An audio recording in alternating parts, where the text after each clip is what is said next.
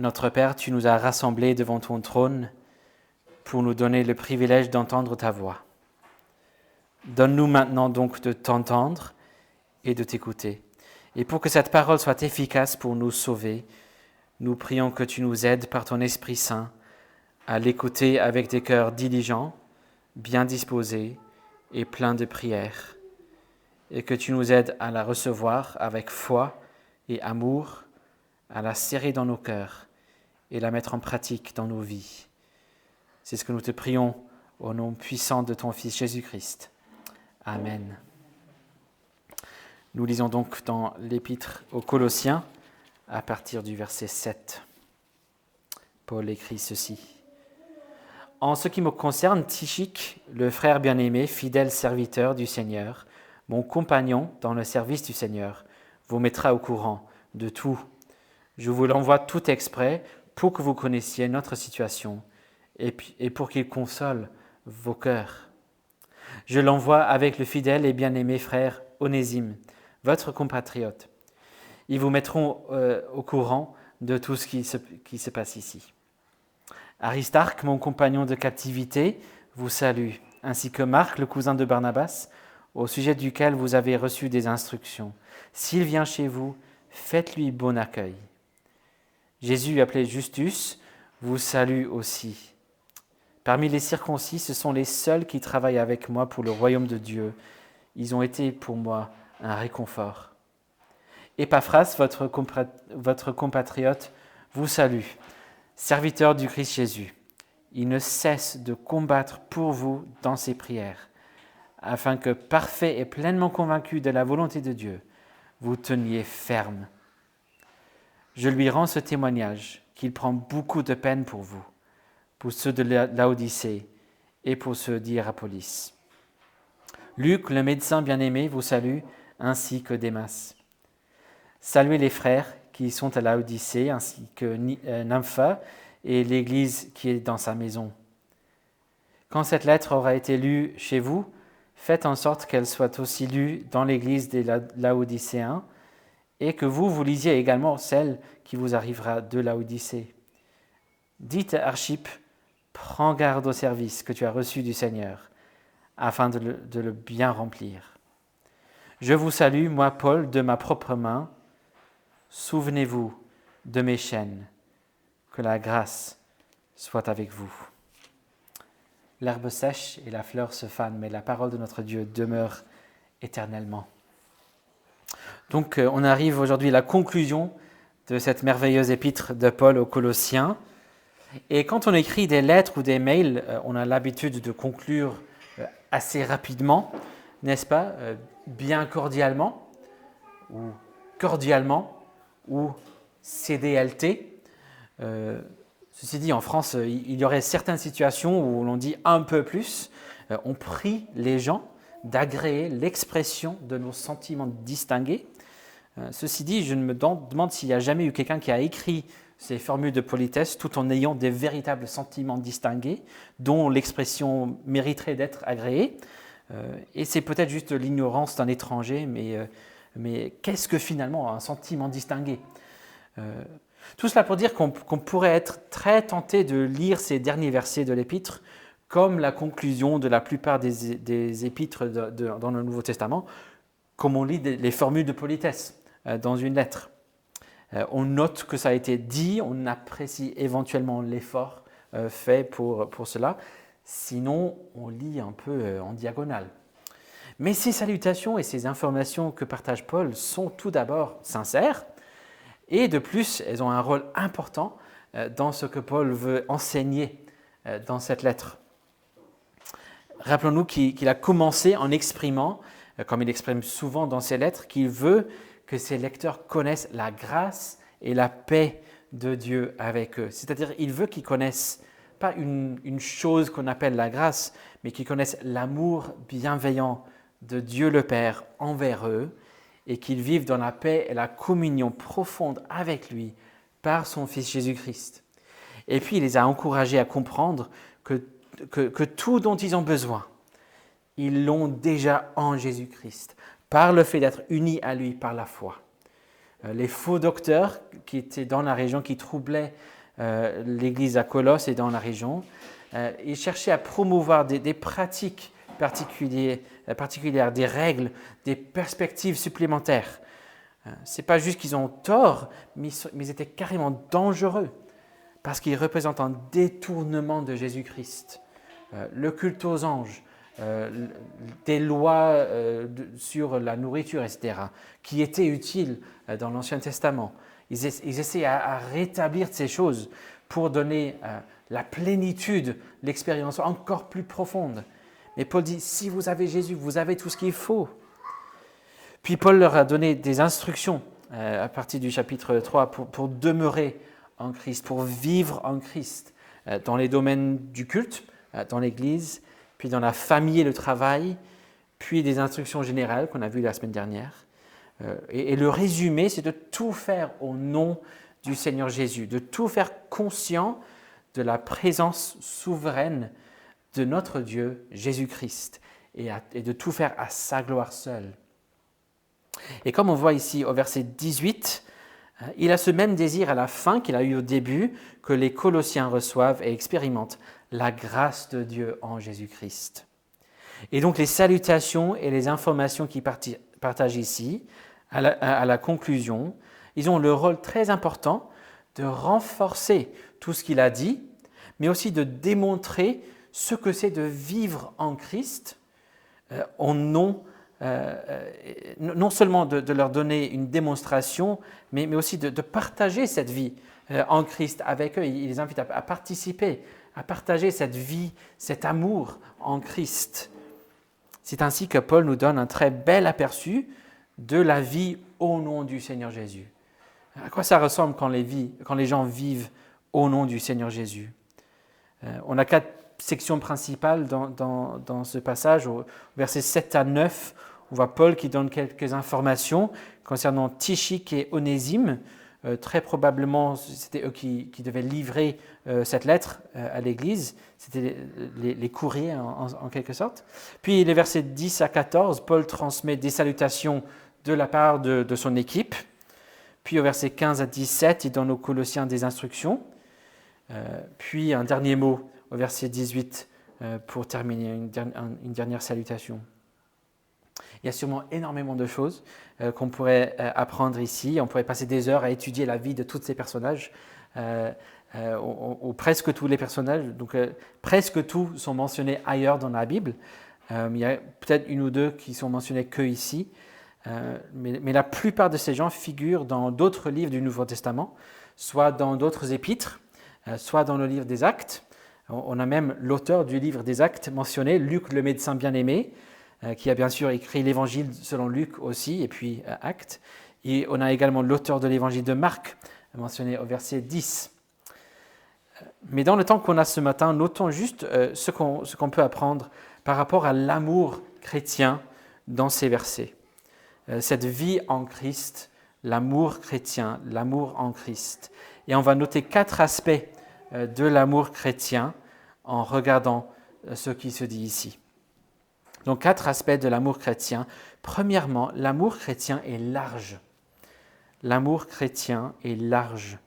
On voit vraiment ici une communauté de gens qui ont des cœurs ouverts. On voit vraiment une diversité. Quand on rend visite à une église, on peut très vite repérer si elle a saisi ou pas ce qu'est l'amour chrétien, parce qu'on se sent quasiment tout de suite chez soi. Ce n'est pas toujours le cas, mais ce sont des églises qui permettent à ce que ça ait lieu. Je peux penser à des églises que j'ai visitées, des dîners que j'ai eus avec des personnes que je venais de rencontrer et que je n'ai jamais vues depuis. Et pourtant, la communion fraternelle était vraiment en goût du ciel. Paul avait déclaré au chapitre 3, verset 11, que dans l'Église de Jésus, il n'y a ni grec ni juif, ni circoncis ni incirconcis, ni barbare, ni scythe, ni esclave, ni libre, mais Christ est tout en tous. Et ici, on voit que ce n'était pas du tout théorique ou abstrait pour Paul, c'était la réalité qu'il vivait. Paul, qui était auparavant pharisien, fier de l'être, juif très très fier, il vit maintenant au sein d'une équipe d'une bande de frères, non seulement des frères, mais comme on voit l'expression plusieurs fois dans ce texte, des frères bien-aimés. Et dans cette bande de frères bien-aimés, on a des juifs et des non-juifs. Verset 11, il mentionne qu'il y a certains frères de la circoncision, des juifs, et donc les autres dans l'équipe ne le sont pas. Aristarque, Marc et Jésus Justus sont les seuls juifs qui sont restés avec lui pour l'aider dans son travail. C'est peut-être un rappel pour lui que ce sont principalement des non-juifs qui devaient se convertir à l'époque, qu'il allait voir un endurcissement en partie chez son peuple à lui, ce qui lui fait vraiment mal au cœur, comme on voit surtout dans l'Épître aux Romains. Donc le fait d'avoir au moins quelques juifs avec lui l'a consolé, mais il a quand même dû apprendre à se frayer un chemin à travers les difficultés qui viennent quand on a une équipe multiculturelle internationale. Et c'est ce qu'il a fait. Il a des frères bien-aimés, non-juifs aussi. C'était clairement pas ce à quoi il s'attendait pendant sa période quand il persécutait l'Église de Jésus. Mais il vit véritablement cet amour large de Jésus, cette communion fraternelle profonde en Christ avec ses frères bien-aimés. On a aussi des frères esclaves et libres. Onésime au verset 9, c'est l'esclave qui avait fui son maître Philémon, ce qui a mené Paul à écrire son épître à Philémon pour l'encourager à recevoir dans l'amour. Mais ici au verset 9, on n'a aucune mention du fait que c'est un esclave, on le sait par la lettre à Philémon, mais Onésime, bien qu'il ait le statut légal, officiel d'esclave, ici c'est tout simplement un frère bien-aimé. C'est un amour large qui accueille tout le monde. Puis deuxièmement, c'est un amour clément. C'est un amour clément. Cette équipe n'est pas composée de gens parfaits. Ils ont quand même connu des disputes, des difficultés. Dans Acte 15, on voit qu'il a eu une dispute importante entre Paul et son ami proche Barnabas, et cela au sujet de Marc. On découvre ici que Marc, c'était le cousin de Barnabas. Donc je cite Acte 15 à partir du verset 37. Barnabas voulait prendre aussi avec eux Jean, surnommé Marc, mais Paul estima ne pas devoir prendre avec eux celui qui s'était détourné depuis la Pamphylie et qui ne les avait pas accompagnés dans leur œuvre. Le dissentiment fut si aigre que finalement ils se séparèrent.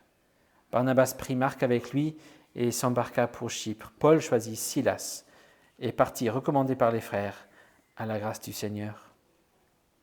Et pourtant, même si ce n'est pas explicite ici, Paul veut montrer très clairement que l'affaire est réglée, c'est pardonné. Verset 10, « Vous avez reçu des instructions, s'il vient chez vous, faites-lui bon accueil. »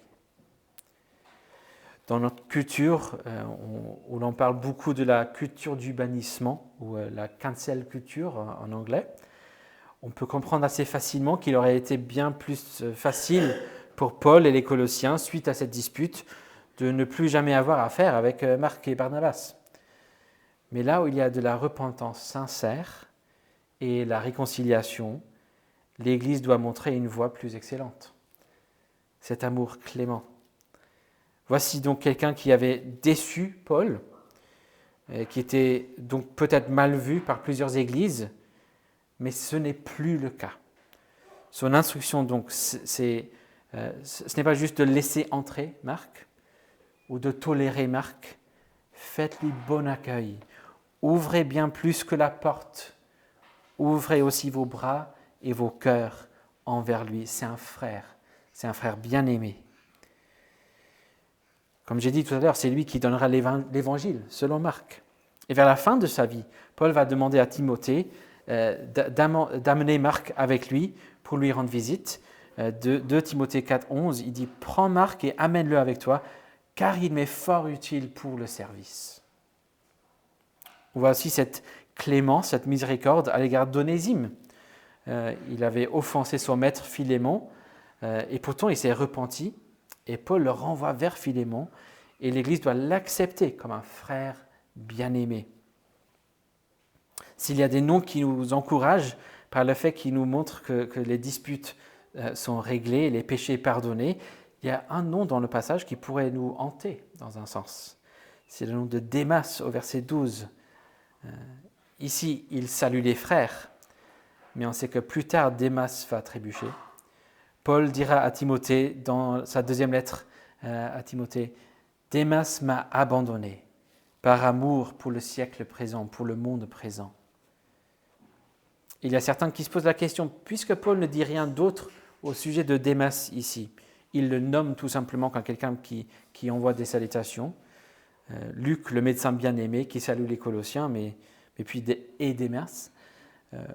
Est-il possible que Paul voit déjà des points d'interrogation à son sujet, ou est-ce que peut-être une protection que lui donne le Saint-Esprit pour ne pas avoir à trop ravaler ses paroles? On ne sait pas. Mais de toute façon, on peut voir ici une sorte de clémence de la part de Dieu qui sait ce qui va se passer, qui inclut Démas tant qu'il est encore dans l'Église. On n'a pas encore de bonnes raisons pour l'exclure, même s'il y avait déjà lieu de se poser des questions peut-être à son sujet. Peut-être il était quelqu'un un peu difficile, on ne sait jamais. Mais les gens difficiles sont dans l'Église, on en a plein. Pas ici, bien sûr. Mais il y a toujours des gens difficiles dans les églises. On doit les accueillir à cœur ouvert et être clément. Voici donc la clémence de l'amour chrétien. On prend au sérieux le fait qu'on soit tous des pécheurs pardonnés. Il faut prendre le péché au sérieux, certes. Il faut discipliner, surtout là où il n'y a pas de repentance. Mais là où ça marche, où il y a de la repentance, on prend le pardon et la réconciliation très au sérieux aussi. C'est un bon test de notre compréhension de l'amour de Dieu et de son pardon. Mon attitude, mes désirs, ce que j'espère vis-à-vis des frères et des sœurs en Christ qui ont dérapé. Je peux penser à des gens qui semblaient être des frères en Christ, mais qui ont trompé leurs épouses. Je peux penser à un autre qui est actuellement en prison, à juste titre, pour des faits très, très, très graves. Mais est-ce que j'ai saisi que le but de la discipline de l'Église est en fait très différent de celui de la justice civile? Non pas un but en désaccord, soyons clairs, ce n'est pas un but en désaccord avec la justice civile, loin de là, mais tout simplement un objectif différent. Les autorités civiles, légitimement, portent l'épée, comme Paul dit dans Romains 13, tandis que les autorités ecclésiastiques, les autorités de l'Église, portent la houlette du berger pour faire revenir les brebis perdues, même si ces brebis perdues doivent rester en prison.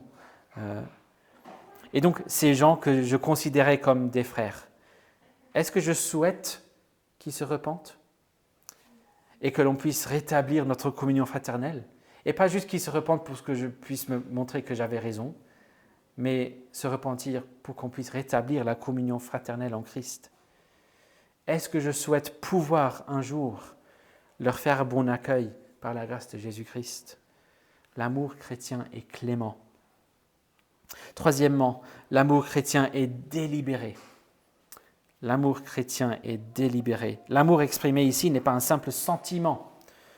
Ce n'est pas juste une opinion qu'ils ont vis-à-vis de l'un de l'autre. J'aime bien tel ou tel et c'est tout. Non, c'est un amour qui est délibéré, c'est actif. Ce sont des actions délibérées. C'est ce qu'on voit dans toute cette histoire de salutation. Ces hommes mentionnés dans les versets 10 à 14 font un effort, non pas simplement de mettre leur nom sur la lettre, mais d'exprimer leur amour pour les Colossiens, de partager cette vie en Christ. Et on voit qu'il s'agit d'une véritable expression d'amour dans les versets 15 et 16. Au verset 15, il dit « Saluez les frères qui sont à Laodicée ». Et puis au verset 16, on découvre que l'Église à Laodicée a aussi reçu une lettre. Alors c'est un sujet de grand débat parmi les commentateurs. Ils servent à ça, les commentateurs, de tout débattre. Et soit cette lettre aux Laodicéens, soit il s'agit d'une lettre qui a été perdue, et donc qui n'était jamais destinée à faire partie du canon du Nouveau Testament, soit, et je crois que je penche vers cette option, il s'agit en fait de l'épître aux Éphésiens. Il semble que l'épître aux Éphésiens était peut-être plutôt une lettre circulaire qui devait être envoyée à plusieurs églises et pas forcément destinée principalement à une église en particulier. Quoi qu'il en soit, pourquoi demander aux Colossiens de saluer l'église à Laodicée s'ils ont reçu une lettre de la part de Paul déjà? Ce n'est probablement pas pour transmettre encore des salutations de la part de Paul, mais c'est une exhortation, un commandement même, de la part de Paul, de faire un effort pour exprimer leur amour fraternel pour l'église de Laodicée. Paul ne dit pas ici exprimer quelques sentiments distingués aux Laodicéens, mais plutôt exprimer un vrai intérêt. Paul dit aimez-les d'une manière délibérée, comme nous le faisons. L'amour implique bien plus que les tripes seulement, il implique aussi les mains, les pieds, les lèvres, les paroles. Puis quatrièmement et dernièrement, l'amour chrétien est dévoué. L'amour chrétien est dévoué. Tout au long de ce texte, Paul fait référence au dévouement et au service de plusieurs frères. Tychik, verset 7, c'est un frère bien-aimé, et puis un fidèle serviteur du Seigneur et mon compagnon de service, littéralement mon co-esclave dans le Seigneur. Il va faire le chemin avec Onésime pour livrer la lettre et partager les nouvelles de Paul avec le but de l'encourager, de les encourager. Et puis on a l'exemple d'Épaphras. On a déjà rencontré Épaphras au début de l'épître. C'est lui qui a enseigné l'évangile aux Colossiens. Donc c'est peut-être le pasteur fondateur dans un sens de l'église à Colosse. Et là c'est un vrai exemple de dévouement. Verset 12. Il ne cesse de combattre pour vous dans ses prières, afin que parfait et pleinement convaincu de la volonté de Dieu, vous teniez ferme. Car je lui rends ce témoignage qu'il prend beaucoup de peine pour vous, pour ceux de Laodicée, pour ceux d'Hiérapolis. Et cet amour dévoué inclut aussi l'encouragement au dévouement. Comme on voit au verset 17, on a un message pour Archippe, probablement un des anciens ou des pasteurs, en tout cas quelqu'un qui a un rôle assez important dans cette église. Il est aussi nommé comme un des récipients de la lettre à Philémon, qui est membre de cette église.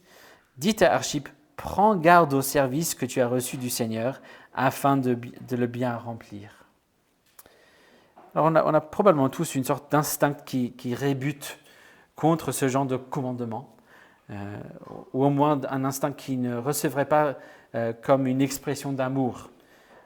Mais c'est bel et bien ça. On pourrait entendre ces exhortations à l'assiduité comme en disant laisse-moi tranquille, je fais mon mieux. Mais en fait, c'est vraiment une expression d'amour. J'étais à une conférence, une sorte de retraite pour des pasteurs l'année dernière, je pense. Et le pasteur qui organisait cette retraite donne chaque année un message pour introduire la retraite, pour expliquer le concept de l'événement. Et il a expliqué qu'il voulait que ce soit un temps d'encouragement, de ressourcement, de communion fraternelle, et plein de choses comme ça. Mais il nous a dit aussi, nous voulons que vous soyez des hommes pieux. Nous voulons que vous soyez des hommes pieux.